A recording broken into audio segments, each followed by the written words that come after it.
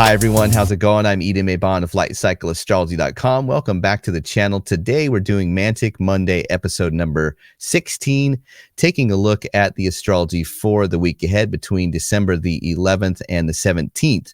Last week we did a video on the astrology for the whole month of December, so if you missed that, you can always check that one out. But today we are getting into just the astrology for the week ahead and taking a closer look at what is happening in this month of December. I think that this month really features some of the most interesting astrology of 2023 as we're closing out the year here. This week in particular features a Mercury retrograde in the sign of Capricorn as a new moon comes through and delivers the energies of Mars and the Sun in Sagittarius across the solar marker that defines the winter solstice and the beginning of Capricorn. So just an extraordinary week ahead that we have here. And so we'll get into the astrological significance or the meaning of what that might mean. But we're going to take a look today at the astronomy that is lending itself to provide the symbolism for the astrology. Before we get into it, don't forget to like, share, subscribe, hit notifications so you don't miss any videos. Leave some comments in the comment section. I'd love to hear how you guys like the content or are feeling the astrology out there, as it were. And you can always go to my website, lightcycleastrology.com, if you want to check out getting a reading from me. They make great Christmas presents. Of course, you just have to make sure that the people you give them to are interested in an astrology reading, because otherwise it can be a little awkward between astrologer and client. But they make interesting gifts and they're affordable, and the wait time isn't too long to see me if you want to get some more personal astrological guidance. Okay, well, let's jump into the astrology for the week now. I want to do something a little bit different today and pull up my astronomy program instead of using SolarFire like I normally do here, because this is going to make it really easy to see how this Mercury turning retrograde this week is tied into the new moon that comes by and is delivering the energies of Mars and the energies of the Sagittarian sun. So this is going to be a really good way to demonstrate that. That is better than just using my astrology program. So basically what I want to show you guys here is on Tuesday, December the 12th, the dark moon, before it becomes new, passes by the planet Mars in the sky here. And that happens right around, you could say, maybe like in the morning hours, London time, December the 12th. Here comes the moon passing by the star Antares and Mars. One interesting side note is that Antares, the heart of Scorpio, actually means not Mars. That's what, and it's like anti-Aries or anti-Mars. And that's because this star was often confused by being the planet Mars, because they both have this kind of reddish color to them and are kind of almost the same size. So the ancient astrologers actually named this star not Mars, because they were telling you, don't confuse this with the planet Mars. Very interesting though, Mars and Antares are in an alignment, right? The heart of Scorpio here. But on December the 12th, that's just a side note, the moon basically acts like a transmitter of planetary energies, and the moon is going to deliver the energies of Mars and the energies of the sun to Mercury right as Mercury begins a U-turn into its station to turn retrograde. So that's what I want to show you guys. And this red line is the Mercury orbit. The green lines are the ecliptical lines that are, we normally think of zodiacal degrees, but these are ecliptical degrees and we can convert them. But the main thing here is that I want to show you that the morning of December the 12th, London time, the moon begins to collect up the astrological significations or light of Mars, and it is going to transmit this Marsy energy as it becomes new. And we see, if I go forward in time here, we get the new moon being birthed right around the time that here's the moon and the sun making a conjunction. And let me just throw out my title for this. This is right around midnight, December the 12th. The moon becomes new But what is so fantastic about this moment, right at, we always think of new moons as a time where the next 30 days ahead is, broadly speaking, to a lunation cycle that has a symbolic meaning to it. And just like we look at birth charts, where there is a moment of birth that can somehow symbolically represent the qualities of, the life for a person, or the characteristics that might describe the nature of an individual based on what is happening at that moment. Just like we would do with a birth chart, we do that with the delineation of mundane astrology for the world, where we get these new lunations coming through, and we look to the things that are happening at that moment, and we can think of the seed of that new month ahead sort of being packed with whatever is going on at the moment. So right now, at this moment, we have Mars has been collected up by the moon and is being transmitted to the sun. So something about the new lunation cycle ahead for the next 30 days is speaking to having kind of this Marsy Sagittarian or Marsy Jupiter kind of energy, right? And then the moon is going to collect up the solar energies, and more specifically, the solar Sagittarian energies, or you might think of it as the solar Jupiterian energies, since Sagittarius is ruled by Jupiter. But whatever the case is, the new moon is sort of packing this seed of Mars, and of course, the solar energies of Jupiter. And what it's going to do, though, is it's going to, over the course of 28 hours after the moon becomes new, it's going to deliver these energies to Mercury. And, normally you could say something about that, but when you see Mercury entering the U-turn to turn retrograde right precisely as the new moon is coming through, and then the energies of Mars and the sun are delivered to Mercury during this turnaround, the moon acts like a transmitter of these energies. To me, you just can't ignore that. That is really fantastic. And I want to demonstrate what happens, but basically between midnight the 12th till around 4:30 a.m. December the 14th, the moon travels, it's about 18 degrees, and it's going to be traveling from the sun to Mercury during Mercury's U-turn. And so what I want to do now is we'll zoom in, and I'm going to put Mercury in the center of the screen. So we're going to lose this broader view of the moon and the sun and Mars for a moment, but we're going to zoom way, way into Mercury here. And we're going to make it so that these ecliptical green lines are showing us half a degree in the ecliptic. We're going to move way, way in. So right now we are at 1 degree. And if I keep going, it will put half degrees in here. Okay, so there's half degrees. So hopefully this picks up on the video here, but you can see that over here you have 278. Right over here, far to the right, top right of the screen, this thick, dark green line is the ecliptic itself. That's the path of the sun.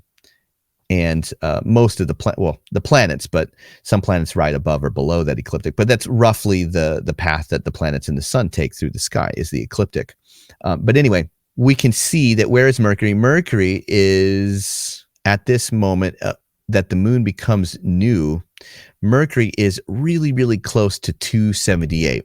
And actually what I want to do is let's just back up just a little bit so you can see this turnaround. But what's going to happen is essentially you're going to look for Mercury heading towards the left of the screen, and it's going to head towards that 278.5 degree ecliptical marker. And when it gets close to the marker, it's going to swoop up and it's going to ride that line as it makes a U-turn, and then it's going to be retrograde, and it's going to head away from the line. So watch this. I'm going to move the hours forward. We're starting out December the 11th, right around 10 p.m. London time here. Watch Mercury make this U-turn. Mercury heads towards that line, is not going to cross it. It's going to come right up to that line and ride the line. And then right around December the 13th, 3 p.m. London time, we get Mercury actually beginning retrograde and moving back. And then Mercury is going to head back towards 278. So there is the turnaround. Now we are in Mercury retrograde. And let's do this one more time. Let's actually back Mercury way, way back to maybe like the 10th or something of December. Let's get Mercury back to 278. Sorry about the tilt of the screen. It's actually showing me the perspective of the angle of the sky through the daytime hours turning into nighttime hours. But okay, so here's Mercury at 278 on December the 10th, right around 8 p.m. London time here. And of course, Mercury passes that degree, no problem. It still has some speed to him, but then begins to really kind of enter this U-turn, ride this line, and then that's the station. That's where Mercury stands still, right? But then begins retrograde right around here, December the 13th, and then is going to head back towards 278. Right there. So December the 15th, right around 3 p.m. London time, Mercury has made it back to degree marker 278. Now, let me roll time back one more time here. I want to show you just the moon. We'll zoom back out and I'll show you how the moon is transmitting this energy beginning right around the morning of December the 12th. Watch this. We'll zoom back out. Now that you see what's happening with Mercury, you won't really be able to see Mercury kind of making that turnaround as I zoom out again, but just know that it's happening between those 28 hours. And essentially what happens is right as the moon passes by Mars, collects up the light or the significations of the energies of Mars, infuses the new moon as it becomes new, and then this is the moment where Mercury enters that U-turn. The moon travels and delivers the energies of Mars and the sun to Mercury during Mercury's turnaround, right? And then now as Mercury begins to fully be in retrograde motion, picking up speed backwards, the moon passes by and is on her way to on her own journey into the month ahead here. So that is the picture of what is happening and how all of these things are sort of coming together. Now let's get into the themes to watch for based on the new moon that is coming through right at that moment that Mercury is making that turnaround, and the fact that the new moon has something to say about Mars, the Sagittarian sun, and the fact that there is this turnaround with Mercury. The new lunation cycle ahead is providing some kind of omen to that. And just as, again, as we would think of like a birth chart as the moment of birth, we think of the moon as the moment where something is being born. The next 30-day cycle ahead for the moon is speaking to having some quality that is delivering Mars to the sun. The sun is then being delivered to Mercury. So what could this possibly represent for Mercury's retrograde and also the new lunation cycle ahead? And then there's actually even one more thing that is tied into this that we didn't go into, but if you watched last week's video, you know that right at this time, we're also having a trine between Mercury and Jupiter in the sky. So Mercury has entered this trine and then actually holds the trine to Jupiter as it makes that turnaround as well. So that's all part of the symbolism here as well. Okay, so let's jump into some of the themes here. Okay, one theme could be that we are severing some kind of belief system, or like AKA having kind of a red pill moment. Now, how do you get this symbolism? Because we're talking about the moon going through its dark phase in Sagittarius, a Jupiter-ruled sign, and Jupiter often connects with things that we believe in or take on faith. And the fact that the moon is picking up Marsy energy, Mars in the ancient world was associated with severing or the cutting of way of things. It was depicted as a knife on the Egyptian walls. So we know that Mars has long had an association with the symbolism of severing something apart or severing things away. And when you can't ignore that the moon's sweeping by Mars and picking up that energy, something about the new cycle ahead may have this signification of we're going to sever something, we're going to separate or cut ourselves away or cut something away. But what is it likely to be? Well, it's likely to be something Jupiterian because this is happening in Jupiter's sign, right? So we could see something like the severing away of old dogma, or like the severing away of some adherence to a system or a belief that we have. Now, it can be something that you're not even thinking about as like a system, like for instance, we've been going to the doctors lately, and we've sort of been discussing some things about going to the doctors and what doctors tell you and things like that. Now, of course, doctors themselves could represent some institution of higher learning. That's very Jupiterian. Or even the doctor themselves could be like a learned person that has a higher understanding of knowledge or wisdom. So you could get things like, do you believe what your doctor is telling you, or do you need to take your own health into your own hands on some level, or something like that?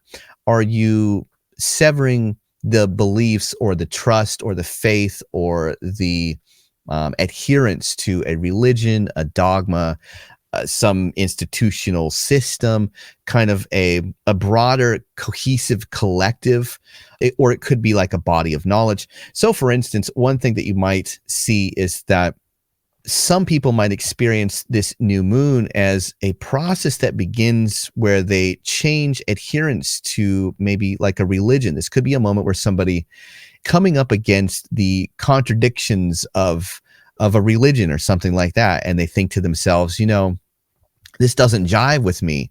And so there's this whole process, Mercury stopping in the sky and reversing course. There's a whole process of going through some kind of reversal of how you think about things, or like an examination, something becoming chaotic.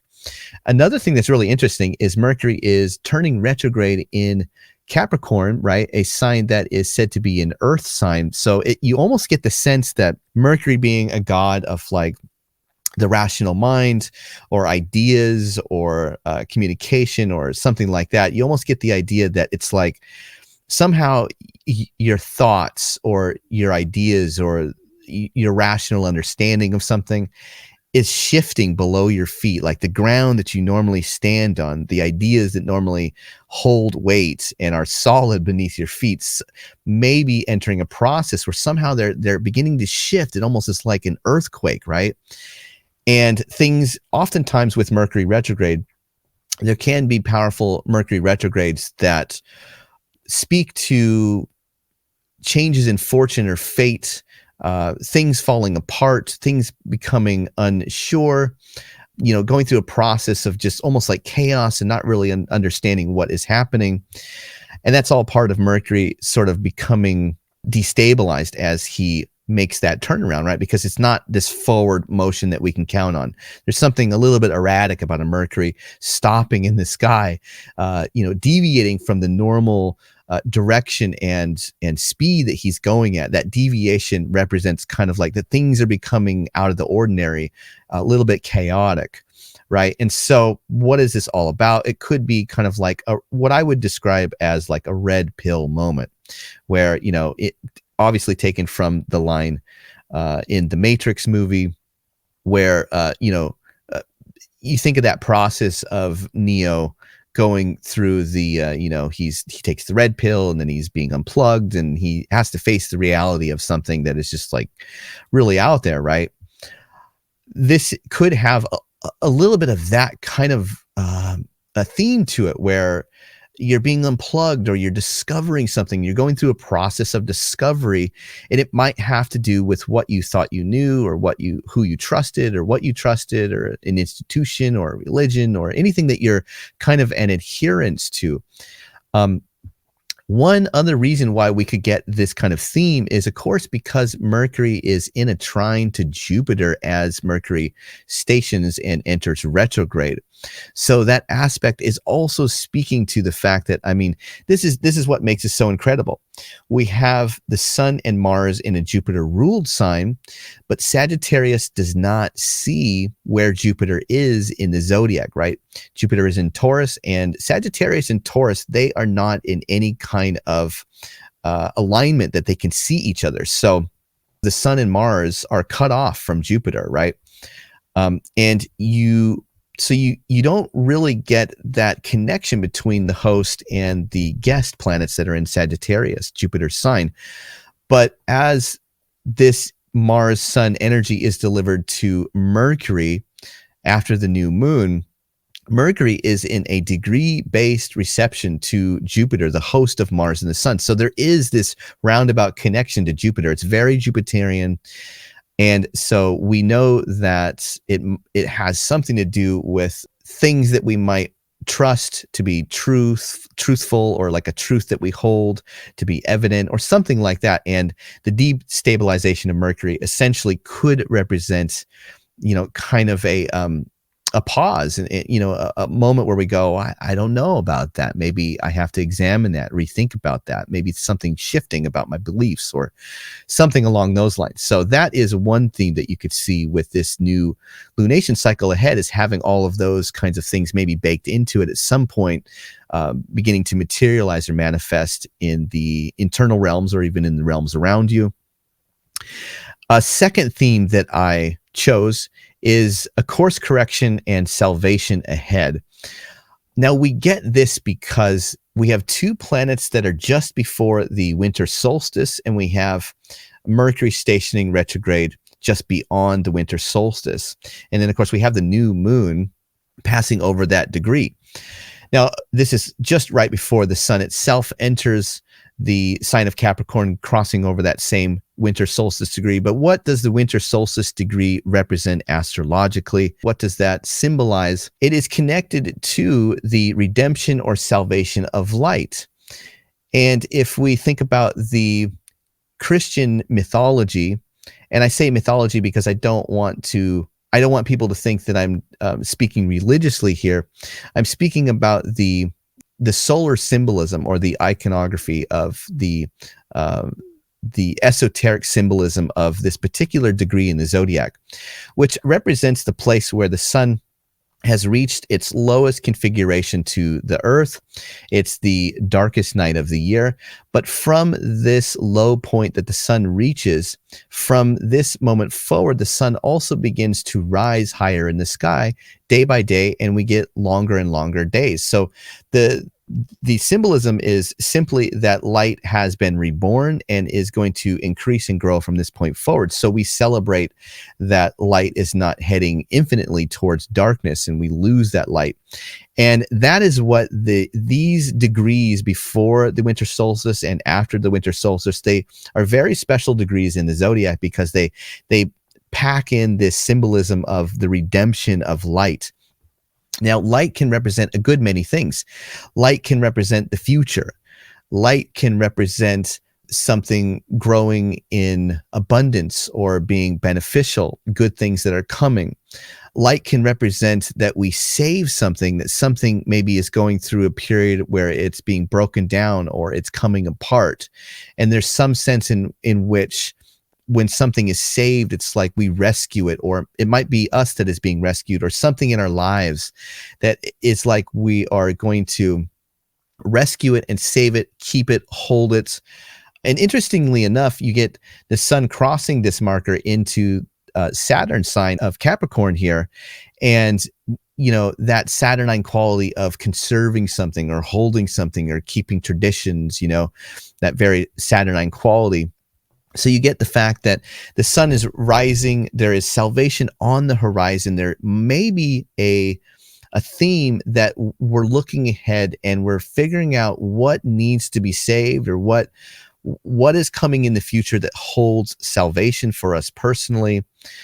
And when you get Mercury reversing, making that U-turn right at the moment just before the sun enters the winter solstice, but you have the moon becoming new as it crosses over the winter solstice degree marker.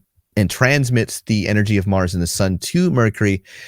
Mercury being just beyond this marker, you include the symbolism of this winter solstice moment, and you're thinking about, okay, something is reversing course, something is making a course correction or heading into the underworld, as it were, sort of entering a phase where we have to go on some kind of journey prior to the salvation ahead.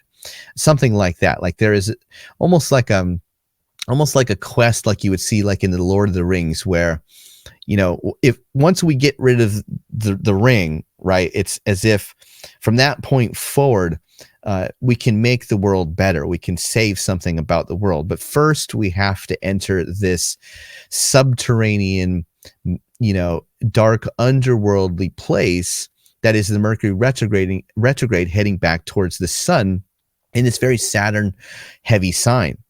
So that is theme number 2.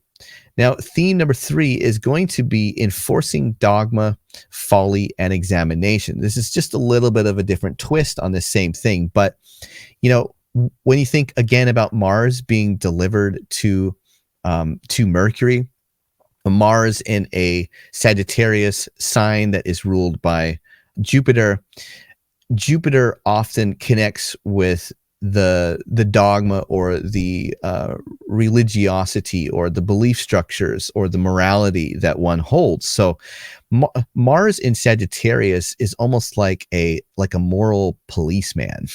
You know, he's like the enforcer. He's got the uniform, he's got the badge, he's very professional, and he enforces the spirit of dogma. He's like the dogma police in a sense.